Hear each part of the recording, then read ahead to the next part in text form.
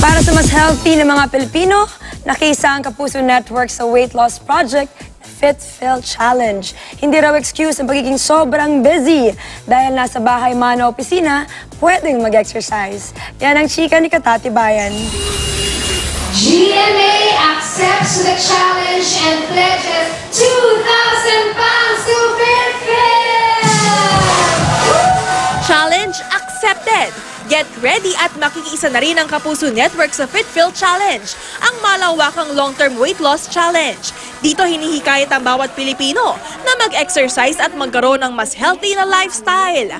Ayon sa isa sa mga advocates ng FitFill Challenge na si Kapuso star Jackie Lou Blanco, hindi naman kailangan magbabad sa gym para maging healthy. You just choose something that you enjoy doing, because if you enjoy doing that, then there's more of a possibility you'll do it on a regular basis. And if you have a physical activity that you do on a regular basis, that's the key. Makakatulong din daw kung may particular goal ka kung bakit nais maging fit at healthy.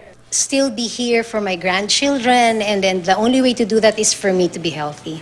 Pagdating naman sa diet, hindi binabawalan ni Jackie Lou ang sarili na kainin ang mga paborito niyang pagkain, mapa-carbs man o sweets. Ang importante raw ay in moderation.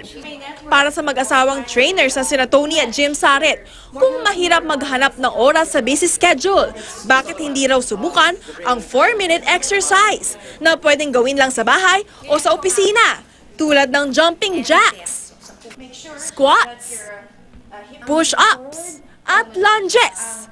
Kahit 10 repetitions lang per exercise, maaari pa ring mag-burn ng almost 600 calories.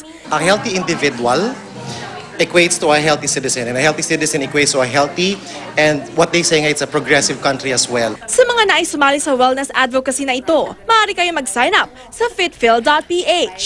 Makikita rin sa website na ito ang iba-ibang fitness exercise, diet, and social activities na maaaring salihan. Katati Bayan, updated sa Showbiz Happenings.